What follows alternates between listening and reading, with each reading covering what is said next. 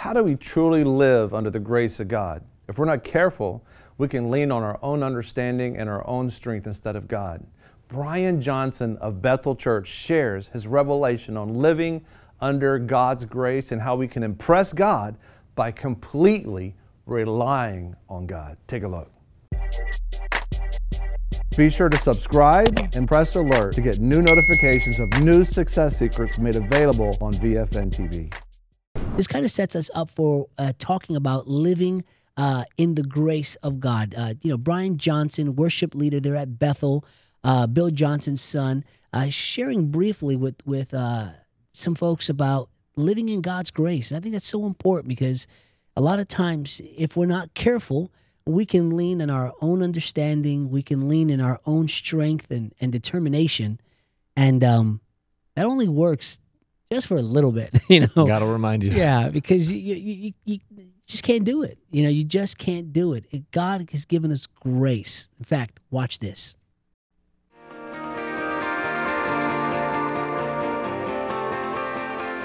Time with him should be treated like if we were alone on a deserted island, no motive other than friendship. In the secret place, everything starts to make sense. Philippians 4:12-13 says this, "For I am trained in the secret of overcoming all things, whether in fullness or in hunger. And I find that the strength of Christ's explosive power infuses me to conquer every difficulty." The strength here is not in personal willpower. It's 100% in him.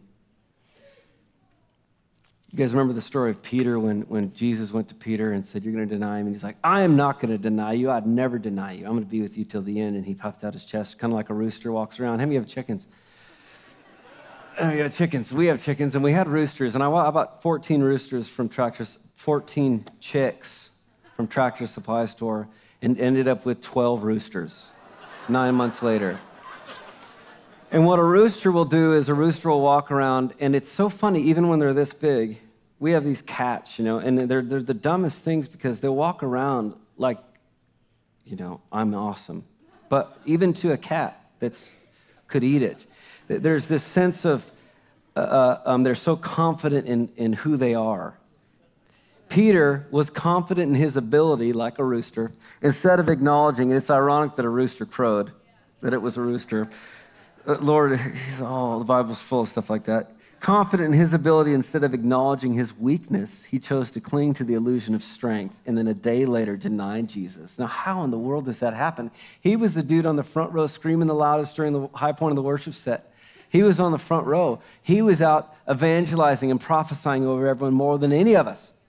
How in the world did he deny Jesus a day later? That is how he denied Jesus a day later. There's an illusion that we can have sometimes that we are passionate for God, but the reality is we're maybe a little more confident in our passionate personality, and we're clinging to an illusion instead of actually being to the point where we're so broken that we know that it's only by grace that we can even lift our voice. Consider it a gift when God is your only option. See, men impress other men with our gifts and our successes and our great exploits, right? I got these songs and I've got the label and then all of a sudden, my balloon is popped and I can't even carry on a conversation, or I can't look at my lawn that's got something wrong with it without having a panic attack. The way to impress God is we must step into the realm of limitless faith in God alone. Because he's not impressed with our gifts, our success, our great exploits, because he already knows. He gave them to us. It's all by grace. He's impressed when we completely rely on him and have limitless faith in God. My dad is incredible with me with his sickness that he's been going through. It's amazing to watch him in this season, and praise God for, he's getting surgery and everything, which Chris talked about today, but it's amazing to watch a man who's actually living out right now what he's been preaching for his whole life. Living out what it looks like to have faith, to have limitless faith in God, unhindered by circumstance. That's where the rubber meets the road. We can do this all day, and we can say, man, I trust in God, and all this. But when the crap hits the fan, do you still trust in God? Do you know what I mean?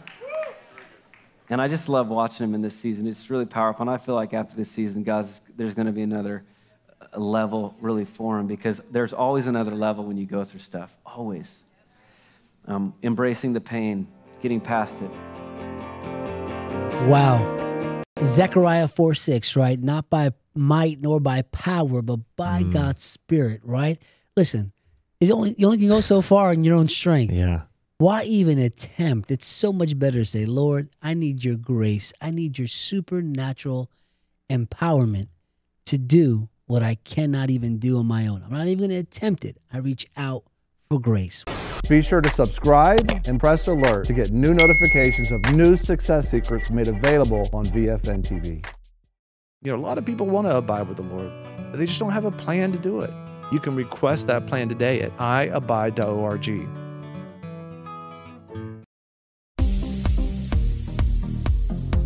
I'm your host, Greg Lancaster, and we're so glad that you've joined us. Don't forget you can join us 24 hours a day, 7 days a week.